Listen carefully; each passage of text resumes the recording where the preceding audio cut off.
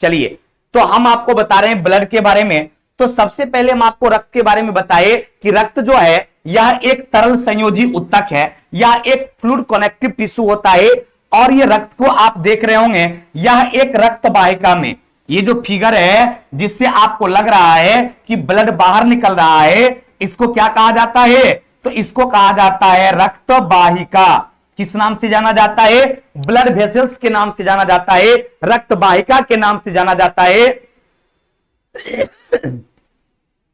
Sunday को आपकी classes नहीं रहेगी, संडे को आप आराम से रिवीजन कर लेना। कल संडे है, सैटरडे तक ही आपकी क्लासेस रहेगी एकदम। अरे बीच में कहा तो लड़का थोड़ा सा कहा देता है कि सर संडे को भी पढ़ाई है, तो बोल देते संडे को लेंगे, लेकिन बहुत सारे बच्चे फोन करके भी बोलते हैं, कमेंट में आप लोग बोल रहे हैं कि संडे को रिवीजन करने का मौका दीजिए। तो बिल्कुल संडे को रिवीजन का ही टाइम आपको मिलेगा, एकदम टेंशन नहीं लेना है। सैटरडे आज शाम में 7 बजे क्लास होगा, कल आपकी छुट्टी रहेगी, फिर हम लोग मंडे से अपनी क्लास को कंटिन्यू करेंगे सुबह में 9 से 10 जो आपकी टाइमिंग है। क्लियर? चलिए ध्यान देंगे। तो ये जो हम आपको बता रहे थे कि श्वेत रक्त वाहिका जो होता है, ये रक्त वाहिका में क्या होती है, जिसको ब्लड वेसल्स कहते हैं। तो ब्लड वेसल्स में लगातार क्या होता है? ब्लड का सर्कुलेशन होता है, इसी माध्यम से आपके पूरे शरीर में ब्लड जाता है। लेकिन इस ब्लड की मात्रा कितनी होती है? तो 5 से 6 लीटर आपके बॉडी में ब्लड जो है रहता है। लेकिन किसके लिए? पुरुषों के लिए। इसमें 2 तरह का सवाल होता है। एक सवाल होता है कि पुरुषों में ब्लड की मात्रा जो है वो कितनी रहती है? तो पुरुषों में ब्लड की मात्रा 5 से 6 लीटर रहता है, जबकि महिलाओं में ब्लड की मात्रा जो है वो कितना होता है पता है? महिलाओं में ब्लड की मात्रा 4 से 5 लीटर। महिलाओं में ब्लड की मात्रा 4 से 5 लीटर, और पुरुषों की बात करेगा तो पुरुषों में ब्लड की मात्रा कितना होता है? तो 5 से 6 लीटर। कभी कभी बोलता है कि पुरुषों में ब्लड की मात्रा कितना भाग रहता है, यानी शरीर के वजन का कितना भाग पुरुषों में ब्लड होता है। तो ध्यान रखना मेरे भाई, शरीर के वजन का 1/13वां भाग आपके बॉडी में जो ब्लड रहता है, आपके बॉडी में ब्लड कितना रहता है? तो आपके बॉडी में ब्लड जो है वो शरीर के वजन का 1/13वां भाग जो है वो आपके बॉडी में ब्लड रहता है, या फिर कह सकते हैं शरीर के वजन का 7%। आपके पूरे शरीर के वजन का 7%, या फिर पूरे शरीर का वजन का 1/13 भाग जो है वो आपके शरीर में क्या रहता है? ब्लड रहता है। ब्लड की मात्रा पुरुषों में लीटर में पूछेगा तो 5 से 6 लीटर, और महिलाओं में पूछेगा तो क्या होगा? 4 से 5 लीटर। इसके बाद ब्लड का रंग कैसा होता है? तो ध्यान रखेंगे, आपका रक्त जो है इसका रंग होता है लाल। इसके रंग की बात करेगा कि सर रक्त जो है ब्लड का रंग कैसा होता है? तो रक्त का रंग लाल होता है। कहेंगे सर लाल क्यों होता है? क्योंकि आपके ब्लड में आरबीसी पाया जाता है, रेड ब्लड कॉर्पसेल्स पाया जाता है, या आपके बॉडी में हीमोग्लोबिन पाया जाता है। अतः आरबीसी के कारण, या कहिए हीमोग्लोबिन के कारण, या फिर कहिए आप लोहा के कारण आपके रक्त का रंग कैसा होता है? लाल होता है। क्योंकि एग्जाम में जब सवाल पूछा जाता है तो कभी ऑप्शन में दे देगा आरबीसी, डब्ल्यूबीसी, प्लेटलेट्स, और इनमें से कोई नहीं, तो आंसर क्या होगा? आरबीसी होगा। मान लीजिए ऑप्शन में दे देगा हीमोग्लोबिन के कारण, प्रोथ्रोम्बिन के कारण, प्लेटलेट्स के कारण, या फाइब्रिनोजेन के कारण, तब आंसर क्या होगा? हीमोग्लोबिन होगा। यदि आंसर दे दिया लोहा के कारण, कैल्शियम के कारण, या फिर सोडियम के कारण, या क्लोरीन के कारण, तब आंसर क्या होगा? लोहा होगा। क्यों होगा? क्योंकि हीमोग्लोबिन जो है लोहा और प्रोटीन से मिलकर बना होता है, और उसी लोहा के कारण आपके हीमोग्लोबिन का कलर कैसा होता है? लाल होता है। तो इन सारी बातों को आपको खुशी पूर्वक अपने आप में रखना है याद, क्योंकि एग्जाम में सारे सवाल इस तरह के पूछे जाते हैं, और हम आपसे उम्मीद करेंगे कि शायद उसका जवाब आप आसानी से दे पाएंगे। क्लियर? तो ये हो गया। अब है टेस्ट की बात करता है कि सर टेस्ट कैसा होता है? तो ध्यान रखें, उसका टेस्ट नमकीन होता है। रक्त का पीएच मान कितना होता है? तो 7.4 होता है। आपका जो ब्लड है, इस ब्लड का पीएच मान कितना होता है? 7.4 होता है। अब आपके ब्लड को क्या किया गया? 2 भागों में बांट दिया गया। एकदम आराम से आप लोग समझिएगा। आपका जो रक्त है, आपके रक्त को कितने भागों में बांटा गया? तो आपके रक्त को क्या किया गया है? 2 भागों में बांट दिया गया। यानी आपका ब्लड जो है, इस ब्लड को कितने भागों में बांटा गया? तो आपके ब्लड को 2 भागों में बांटा गया।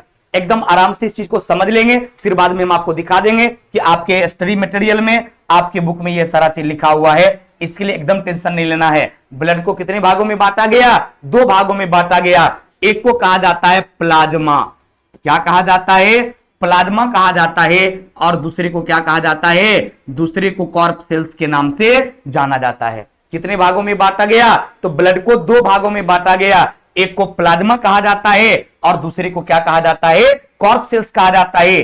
अब ये प्लाज्मा कितना परसेंट रहता है, तो 55% प्लाज्मा रहता है और 45% यानी 45% क्या रहता है, कॉर्क सेल्स रहता है। 55% प्लाज्मा रहता है और 45% क्या रहता है, कॉर्क सेल्स रहता है। अब ये जो प्लाज्मा 55% रहता है, इस प्लाज्मा में वाटर भी रहेगा, इस प्लाज्मा में प्रोटीन भी रहता है और इस प्लाज्मा में हैवी मटेरियल्स भी रहता है, हैवी मटेरियल्स भी रहता है। ये तीन चीज आपके इस प्लाज्मा में पाया जाता है। क्या क्या पाया जाता है, तो प्लाज्मा में वाटर भी पाया जाता है, प्रोटीन भी पाया जाता है और हैवी मटेरियल्स भी पाया जाता है।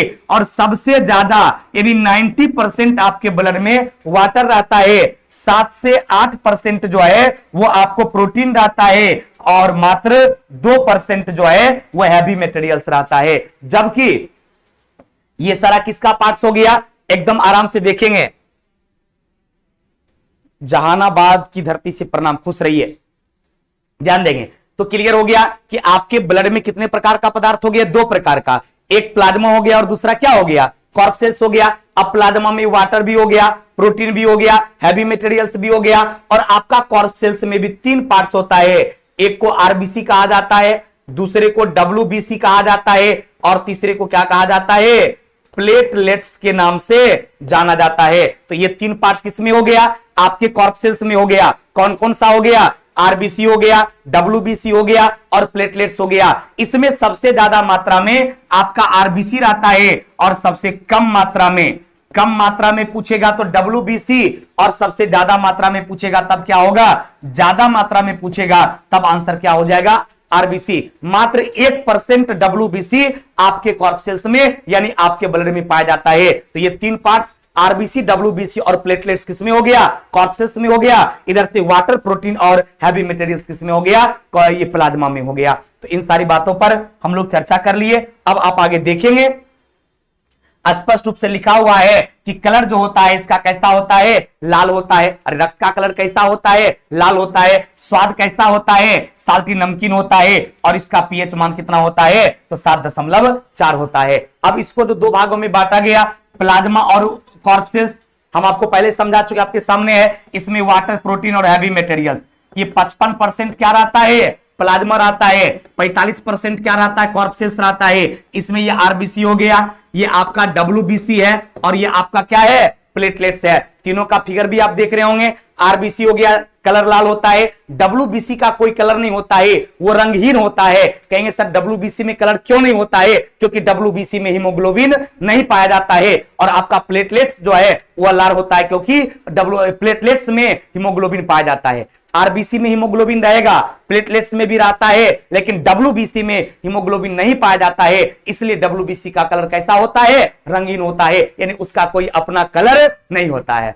क्लियर हो गया। तो तीनों को फिगर से उसके कलर के बारे में भी आपको जानकारी मिल गई।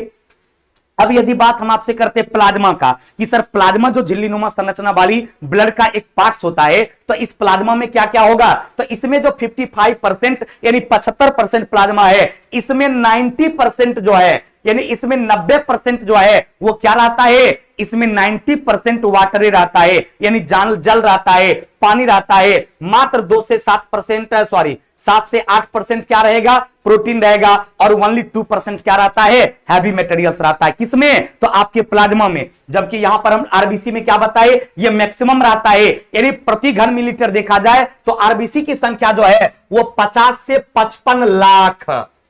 इसको हजार मत समझना मेरे भाई। आरबीसी की यदि मात्रा देखा जाए तो प्रति घन मिलीलीटर 50 से 55 लाख होता है, जबकि डब्ल्यूबीसी काफी कम रहता है, मुश्किल से 7,000 से 11,000 या 8,000 से 10,000 एवरेज होता है। और प्लेटलेट्स कितना होना चाहिए हमारी बॉडी में, प्रति घन मिलीलीटर 2.5 लाख से 3 लाख होना चाहिए। यदि इससे प्लेटलेट्स किसी भी व्यक्ति के बॉडी में डाउन हो जाता है तो पता है क्या होता है, यदि प्लेटलेट्स इससे डाउन हो जाता है तो वैसे कंडीशन में विभिन्न प्रकार की बीमारियां जो है वो हम लोगों पर हावी होने लगती है। अर्थात आरबीसी, डब्ल्यूबीसी और प्लेटलेट्स जो है ये सब के सब आपकी बॉडी के लिए एक आवश्यक एलिमेंट्स में आता है, आवश्यक तत्व में आता है। क्लियर हो गई। स्पष्ट रूप से लिखा हुआ भी है। प्लाज्मा कितना परसेंट आता है? 55%, जो हम आपको पहले समझा चुके हैं।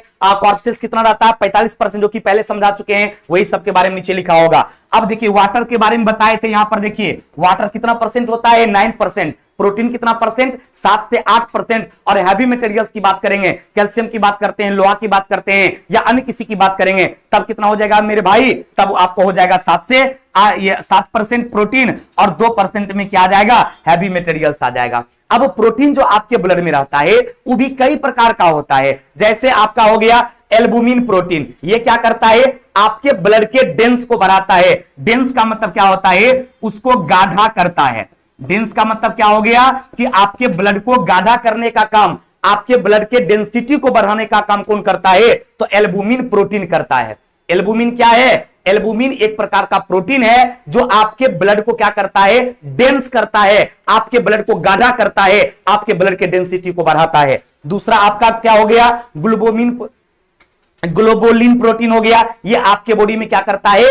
एंटीबॉडी का निर्माण करता है। तीसरा फाइब्रिनोजेन क्या करता है? और प्रोथ्रोम्बिन क्या करता है? तो फाइब्रिनोजेन और प्रोथ्रोम्बिन जो है वो रक्त के थक्का जमने में, ब्लड को क्लॉट होने में आपका सपोर्ट करता है। क्लियर हो गया?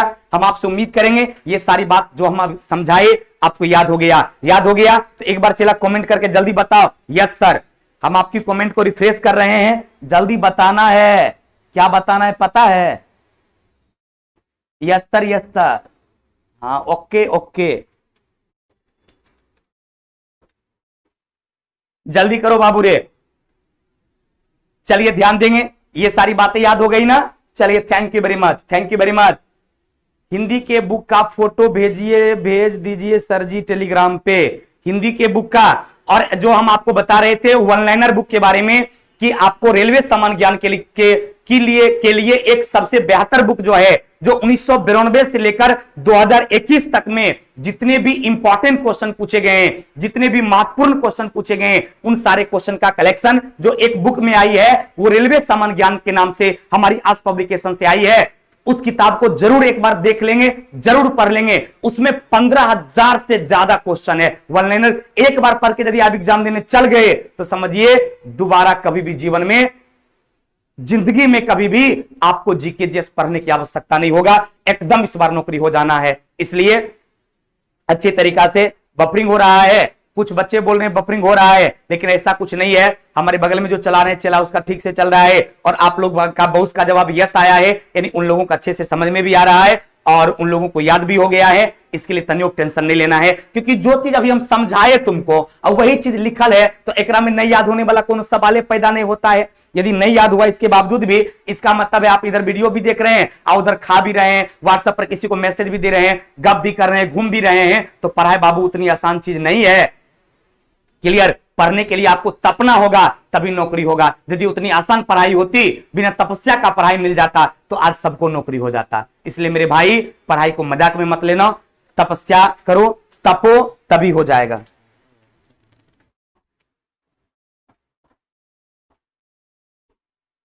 उद्यमिता महोत्सव, उद्यमिता महोत्सव।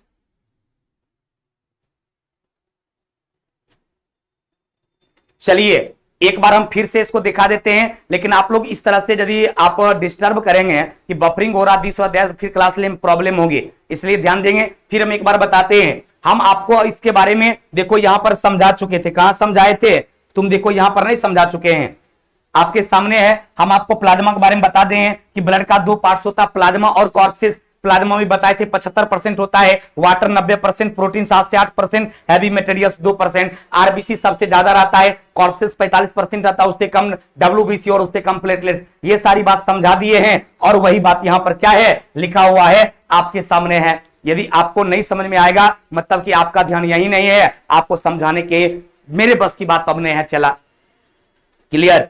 चलिए तो ये सभी लोगों को समझ में आ गया, समझ में आ गया? Yes sir. चलिए थैंक यू वेरी मच, बहुत बहुत धन्यवाद।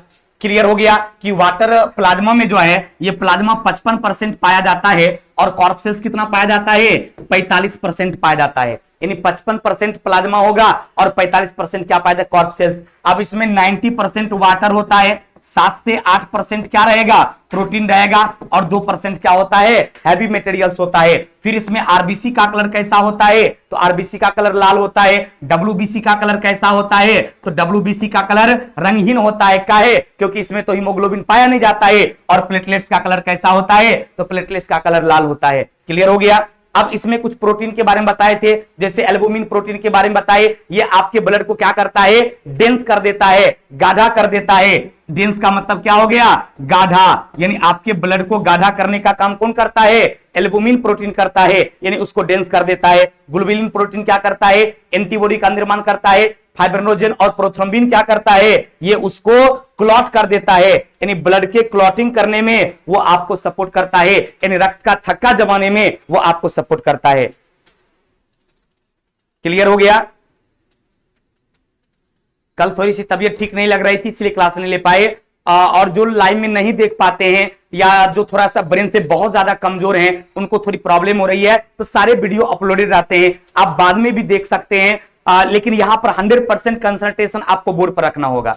जब आप पढ़ते हैं तो सब कुछ त्याग कर 100% अपने कंसंट्रेशन बोर्ड पर रखेंगे, तो आपको एकदम 100% समझ में आएगी, कहीं से कोई प्रॉब्लम नहीं होगा। और घर पे जाकर एक बार किताब जरूर पढ़ा कीजिए। बायोलॉजी की टर्मिनोलॉजी थोड़ा टफ है, लेकिन ये सब्जेक्ट टफ नहीं है, ये सब्जेक्ट तो बिल्कुल आसान है जो हम आपको पढ़ाते हैं।